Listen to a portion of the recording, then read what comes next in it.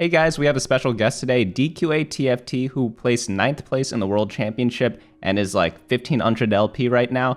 He is the guy who pioneered the Sett reroll composition that is terrorizing the ladder right now. So if we look at his profile quickly. So this is when the patch came out on the 26th, and then he just started playing Sett, and then he climbed all the way from 1100 LP all the way to 1400 and even touching 1500 for a turn or so there. While he is down since that point, he was the one who figured out how to play Sett, and then everyone copied him after that, and now he's not doing as well because too many people are going for it. But I think after a couple of these few days, since everyone is like tired of being contested, people are actually going to stop playing this composition, and then it's going to be free for everyone again. So I also notice a pattern where when I watch streamers, like the really high elo streamers, everyone's going Sett, but when I play in my games and when I watch my friends play at all other elos other than like top 100 challenger, Sett's like barely even played. I don't know if you guys have noticed this in your games as well. Of course it depends on the day, but in these past couple of days, like whenever I'm scouting, I'm like, wait a minute, there's like no Sett players. So it's confusing to me, honestly, because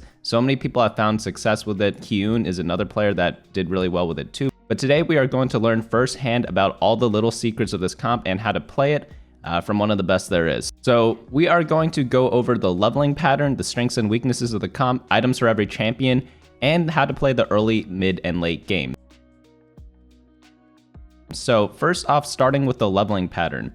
A typical game is something like this. So notice how like we haven't been doing any standard leveling compositions recently because everything's based around reroll. When you change the roll odds and make 2 costs really strong, no surprise that Sett is going to be one of the strongest characters. So you are going to hit level 4 at stage 2-1. Often I find myself pre-leveling for this because you really want Draconics as early as possible. So you need Ashe or Zyra along with Sett and Udyr in the early game. You just need 3 of the 4s, but pre-leveling gives you a chance to hit those.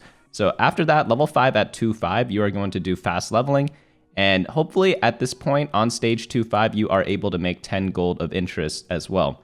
After that, level 6, stage 3-2, this is a very critical part. You pretty much always roll on level 6, and you roll until you hit 4 Brawlers and 3 Draconic if you don't have it already. After that, level 7 to 9, you just slow level to level 9 after you hit Sett 3, and you sometimes find yourself all-inning at level 7 or level 8 depending on how much health you have, but if you are just win streaking as you should be with Sett 3, you just go level 9, play a bunch of legendary units that we'll go into later, and you are just going to win the game after that. So now onto the strengths and weaknesses of the comp. So one of the main ones is, we talked about this already, you can roll on level 6, which means you have a pretty strong mid game. This comp is also very easy to get online because once you hit Sett 2, that's a big power spike, and then once you hit Sett 3, that's like another big power spike. And this comp is really easy to play. Like a lot of these comps, some of them are pretty tricky and I wouldn't recommend playing them, but literally anyone can play Sett, which is a good and a bad thing, because it's good because that means anyone can do it. It's bad because, well, anyone can do it. So you might get contested because I'm releasing this guide, unfortunately. But those of you who are subscribed and got the notification for this video are going to be able to abuse this comp for like a couple games before everyone else watches it. So props to you guys. So the reason why it's so easy to play is because the comp is always the same. You're never really going to deviate from it. Next up, we have strong burst, and then this comp does really well into squishy compositions other than assassins with proper positioning. For example, against Brands, a lot of people are playing Brand right now. Brand just walks up because he only has 3 range, and then Sett just punches him in the face through the first person. So it's very strong against very specific champions as well. So some of the weaknesses, like not everything's all sunshine and rainbows. It's pretty weak when contested. Like it cannot support more than 2 people. So if there are 3 people going for it, including yourself, like you might want to think about pivoting out unless you have like super amazing starts for it. Also, you almost always need to have perfect items or near perfect items for your Sett. And last but not least, there are not many outs if you miss. If you like don't hit Sett and you rolled a lot of gold for it, like there's really no coming back from there. And yeah, that's the 3 weaknesses, unfortunately. So now onto the items. So the best in slot on Sett is Shadow Infinity Edge, Titan's Resolve, and Bloodthirster. However, you can get away with regular Infinity Edge, Deathblade, Shadow-Handed Justice, and a Giant Slayer in some scenarios, but you really want these 3 key ones that we talked about right here. Other items that you can use for your composition are Redemption and Shadow Locket, So Redemption's really good on Nunu because he heals himself, so he eats more people, and he heals the people around him, including Sett. And then Shadow Locket, so Sett doesn't actually need that much mana. Shadow Locket gives resistances but reduces mana gain, but since he's in the front line, he gets CC'd a lot. He's going to be full mana by taking damage, and he's just going to punch people right afterwards, so attack speed or like mana gain doesn't really matter on Sett. Last but not least, you can make ability power items in the hopes of transferring them to Teemo or Heimerdinger, which are 2 late game power bombs that we could get into later. And with that in mind, the carousel priority is going to be Sword, followed by Glove, followed by Chain. Sword is definitely like way up there, because like all these items like IE, Bloodthirster, you're gonna need a sword, so just keep that in mind when you are starting out in the game. The good news is you don't always have to go Sett when you start these items. So let's say you start out with a sword, and let's say you don't get early Draconics, for example. You could just pivot out of this comp if you're uncomfortable forcing it. So it's like you can force it, but in other games where you like too many people are going for it and it's still like before stage 3, you could go ahead and just pivot into something else because the items that you get are flexible for other compositions. So now onto the early game. This is going to be stages 1 and stage 2. So the best way to play this comp is to just play strongest board. Oftentimes this will be revolving around Dawnbringers, Brawlers, or Draconics if you can't get that instead. Pushing levels is definitely useful, as we talked about earlier in the leveling section, because both Ashe and Zyra are Draconics that are so important, and they are 3-cost units, which means you need to be level 4 in order to have a chance to get them. So the earlier you level up, the earlier you get Draconics, the better off you're going to be throughout the entire game. So even if you get a terrible opener with this composition, you could still try to win streak if you think you can play Sett, because Sett is simply just a tool to get to level 9, as he's not the solo carry in this comp. Like, we'll see later, you add in a bunch of legendaries, or you could even run an Ashe carry if you get a lot of attack damage items. If you do have like a terrible opener, you can often roll down on 3-2 for 4 Brawlers, 3 Draconics, and a few 2-star units, as that's a slightly different playstyle instead. So the reason why you do this is because you need to preserve as much health as possible, because you do want to run a Teemo in the super late game, and Teemo costs health, so that is a little unfortunate there. So here are some sample early game boards. We have 4 Brawlers up front, and then the next one we have Assassins, Brawlers, and Dawnbringers. And of course, if you guys do get the Draconic start, by all means play the Draconics. I'm just giving you other options that might not be as obvious as like having like a 3 Draconic early game, because like if you get that, none of this really matters. You just won the game for free anyways. So now onto the mid game.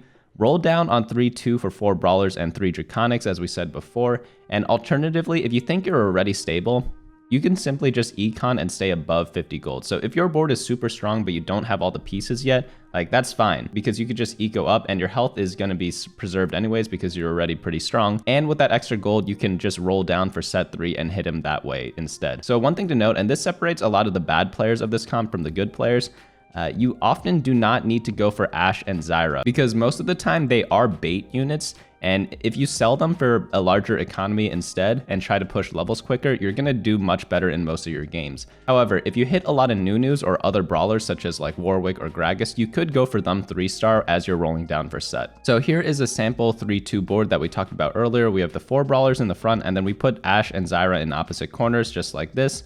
And of course, all our items are going on Sett, and then if we have support items, they're going to be going on Nunu. So now let's get on to the late game. So after hitting set 3, start slow leveling to level 9. So what this means is just press F, which is a level up button, until you're down to 50 gold every turn, unless you need to all in at some point. So oftentimes, DQA likes to aim for level 9 on stage 5-5, 6-1, or 6-2. So there's an awkward point between getting from level 7 all the way to level 9 where you don't really have any of the legendary units that you're going to see in our late game board. So what do you run instead during this time? So what DQA likes to run is running a lot of Mystic units or running Verdant. So Verdant is often like a terrible trait, but on Sett it actually has a tiny bit of value, so you could run a Taric in the meantime until you get to level 9 and hit all the legendary units that you are looking for. Alternatively, just play like Lulu, Lux, and Ryze for Mystics and you'll be doing fine just there. Another thing to note on Ashe and Zyra, if you don't think you can make it to level 9, you could often hold on to the Ashes and Zyras and 3-star them instead if you do an all-in. and you often hold onto them until you get to level 8 before you sell them. If you need to all in at level 8, keep in mind you will want to roll for Mystics and strong units like Volibear, Ivern, Teemo, and Heimerdinger. Here are a couple of sample late game boards. The first one, we have the 4 brawlers up front. We have a Garen for Dawnbringer, and then we have the classic Ivern, Heimerdinger, Teemo backline. You put all your ability power items on Teemo, mana generation items on Heimerdinger, and then you just place them all in the backline there. Our next composition we're going to look at is like the HIV package, which is Heimerdinger, Ivern, and Volibear. So if you get Heimer 2, you'd prefer doing this. This comp is just really strong because Heimerdinger, Ivern, Volibear, it's like they just synergize so well together because they make use of pretty much every trait, and they are just going to be carrying in the late game. Do remember that Volibear is a brawler, so you could replace Warwick with the Volibear instead and open up a new slot for your team. Gragas is generally better than Warwick because Gragas gets a lot of tankiness, so even though Warwick does a little bit of crowd control, most people do prefer leaving in the Gragas in the late game. So a couple of positioning considerations we are going to go over. The backline in this composition just doesn't matter at all, so do not focus on your backline pretty much ever. The only thing you should look out for in terms of positioning is your Sett positioning. You should always want to put Sett on the top left or top right on the same side as your opponent's backline carries. So what does that mean? If they're Dravens on the top right, put your Sett on the top right. If they're Dravens on the top left, put your Sett on the top left. You want to keep all your brawlers together like in all the pictures we had above, and you want Nunu right next to your Sett because Nunu is going to have a redemption and he's going to be healing up that portion of your team. Now onto the counters of this build. So Sett is countered by Cavaliers because they're often too tanky for him to shred through at 3-star if they have a Bramble Vest. So like a Hecarim 3-star with Bramble Vest, pretty hard to kill as a Sett player with Infinity Edge. Additionally, he can be countered by Assassins because they will approach him from behind, and he will not get good angles to ult against Assassins. Lastly, another counter is just like too many players going for him, so do watch out for that as you scout in the beginning of the game. Just a quick couple of tips before we head out.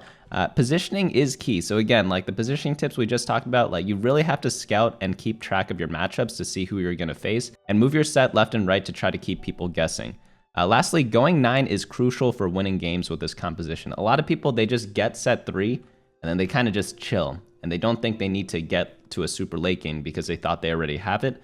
And that's just like a common misconception about the comp. As we talked about earlier, Sett is a good carry, but he needs a friend to have like a great time. So do get those Heimerdingers, do get those Teemos, do get the Ivern combinations there, and save up your econ after you hit Sett 3 because you need to hit level 9 ASAP. So you guys can check out the full guide on my website, bunnymuffins.lol. But that is it for us today. Thanks so much for watching, and he does do like coaching and stuff, and he streams. I'll leave the info for that all in the description below. I also am looking to feature other players on this channel, so if you guys do have any recommendations, do let me know down in the comments below. But that is it from me. Hope you guys enjoy Sett for like a couple more games before it gets contested, and then people realize when it's contested it sucks, and then they don't play it anymore, and then you can play it again. So if you kind of track the meta that way, you could find out when you should be playing certain comps. Just like a little fun fact there. But yeah, that's it from me. I'll see you guys later.